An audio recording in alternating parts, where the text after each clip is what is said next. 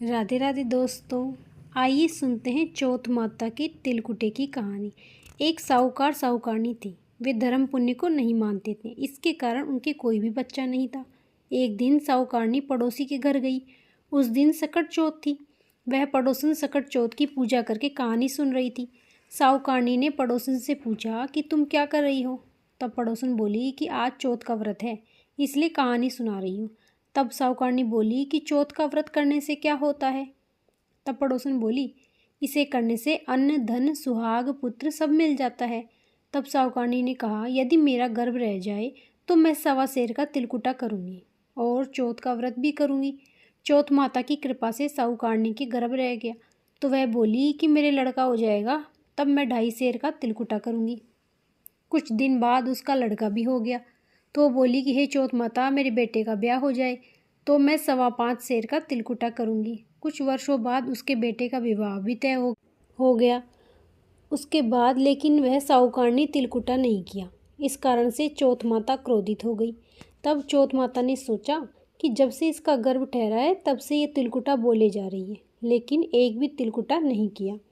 उधर बेटे के 3 फेरे हुए और चौथे फेरे में चौथ माता गाजती बाजती आई और बेटे को उठाकर पीपल पर ले जाकर बिठा दिया। इधर विवाह में हाहाकार मच गया और सभी वर को खोजने लगे, लेकिन वह नहीं मिला।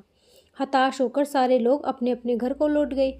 थोड़ी देर में गणगौर आई। सभी लड़कियां गणगौर पूजने लगी।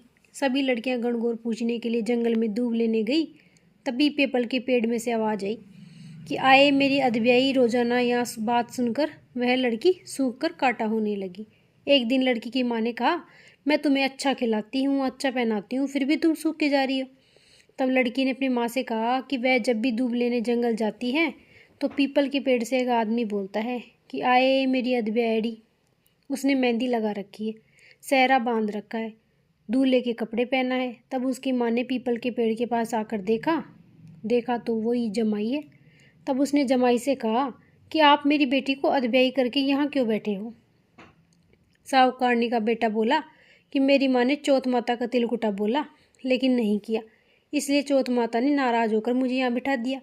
यह सुनकर उस लड़की की माँ साहूकारनी के घर गई और उसने पूछा कि तुमने सकट चौथ का कुछ बोला है क्या। तब साहूकारनी ने बोली कि तिलकुटा बोला था। उसके बाद लड़की की माँ ने उसे सारी बात बता दी।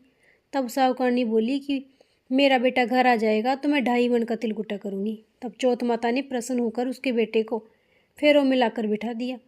बेटे का विवाह धूमधाम से हो गया।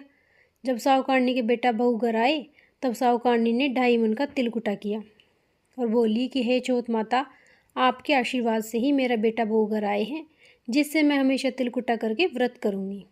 इसके बाद सारे नगरवासियों ने तिलकुटे के साथ सकट व्रत करना प्रारंभ कर दिया। हे सकट चौथ, जिस तरह साहूकारनी के बेटे बहू को मिलवाया वैसे ही हम सबको भी मिलवाना। कथा कहने वाले, सुनने वाले, हुकारा भरने वाले को सबको मिलवाना, सबकी मनोकामना पूरी करनी। तिलकुटा चौथ की गणेश जी की कहानी। 2 देवरानी जिठानी थी। देवरानी धनवान थी, जिठानी बहुत गरीब थी। जिठानी गणेश जी की बहुत सेवा पूजा करती थी।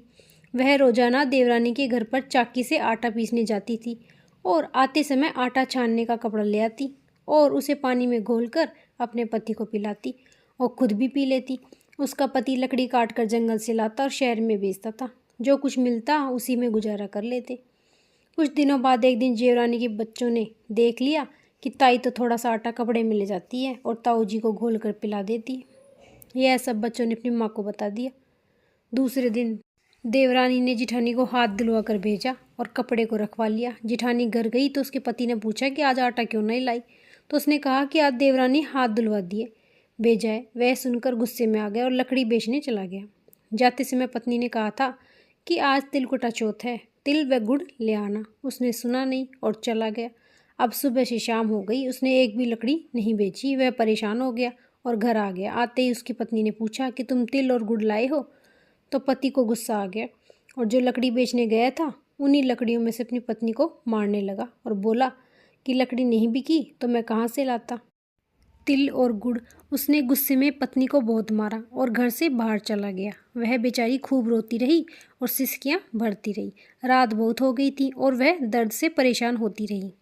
आधी रात को चौथ विधायक आकाश मार्ग से जा रहे थे। चौथ माता को उसको रोने की आवाज़ आई तो वह उधर ही आ गई और दोनों चौथ विधायक ने आकर पूछा कि तुम क्यों रो रही हो। तो उसने सारी बात बता दी कि उसकी देवरानी ने आटा नहीं लाने दिया और उसके पति की लकड़ियाँ नहीं बिकी और उसने पति से तिल व गुड़ के लिए बोला तो पति ने उससे गुस्से में बहुत मारा, इसलिए रो रही हूँ, पूरे शरीर में दर्द हो रहा है। चौथ माता को दया आई। विधायक जी ने देखा कि वह बार बार गणेश जी को सुमर रही है तो गणेश जी ने कहा कि आज मैं घर घर में तिल बाफर खाकर आया हूँ, इसलिए मुझे निमटना है, तो कहाँ निमटूँ। और उसको गुस्सा तो आ ही रहा था तो बोले आओ मेरे घर में निमट लो, खूब जगह पड़ी है और मेरे सिर माथे पोंछ लो। गणेश जी ने उसके सिर में पोंछ लिया। उसका सिर हीरे मोतियों से जगमगाने लगा। पूरे घर में हीरे मोती जवाहरात सोने चांदी रुपये पैसे भर गए। जाते समय चौथ विधायक जी ने झोपड़ी के लात लगाई तो महल गलियाँ हो गए। सुबह दोनों जने उठे तो देखकर अचंभा करने लगे कि हमें तो पता ही नहीं लगा कि चौथ विधायक हमारे घर आकर चले गए। दोनों तराजू लाकर धन तोलने लगे और समेटने लगे। अब दो रानी ने देखा कि जिठानी जी अब तक काम करने नहीं आई तो बच्चों को देखने भेजा। बच्चों ने देखा कि ताई के तो बहुत सारा धन हो गया। बच्चों ने ताई से कहा कि आप काम करने क्यों नहीं आई। तब ताई ने कहा कि आज तो तुम्हारी माँ को मेरे घर काम करने भेज देना। बच्चों ने आकर माँ को सारी बात बताई। तब वह दौड़ी दौड़ी जिठानी के घर आ गई और पूछने लगी कि ये धन कैसे आया। जिठानी बहुत बोली थी, उसने सारी बात बता दी। तो देवरानी ने कहा कि अब की बार चौथ आएगी तो मैं भी ऐसे ही करूँगी। 12 महीने बाद आई चौथ तो उसने अपने पति से कहा कि तुम मुझे बहुत मारो और जंगल से लकड़ी काट कर शहर में बेच कर आओ। उसके पति ने कहा कि हम क्या ज़रूरत है लकड़ी काट कर बेचने की, गांव वाले सब हंसेंगे, कितना धनवान व्यक्ति लकड़ी काट कर बेच रहा है। लेकिन उसकी पत्नी नहीं मानी और जिद करने लगी। तब वह गया और लकड़ी काट कर बेचने गया तो उसकी लकड़ी फटाफट बिक गई और वह घर आ गया। उसने अपनी पत्नी से कहा कि मैं लकड़ी बेच कर आ गया। तो उस पत्नी ने कहा कि अब मुझे मारो, आपके भाई ने भी पत्नी को मारा था।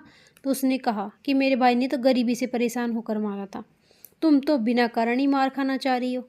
लेकिन वह जिद करने लगी तो उसके पति ने उसको हल्के हल्के हाथ से थोड़ा सा मारा। रात को चौथ विधायक जी जब उधर से जा रहे थे दोनों ने विचार किया कि इसे झटका दिखाएंगे, तभी से अपनी गलती का एहसास होगा। चौथ विधायक जी दोनों उसके घर आए और पूछा कि क्यों रो रही हो।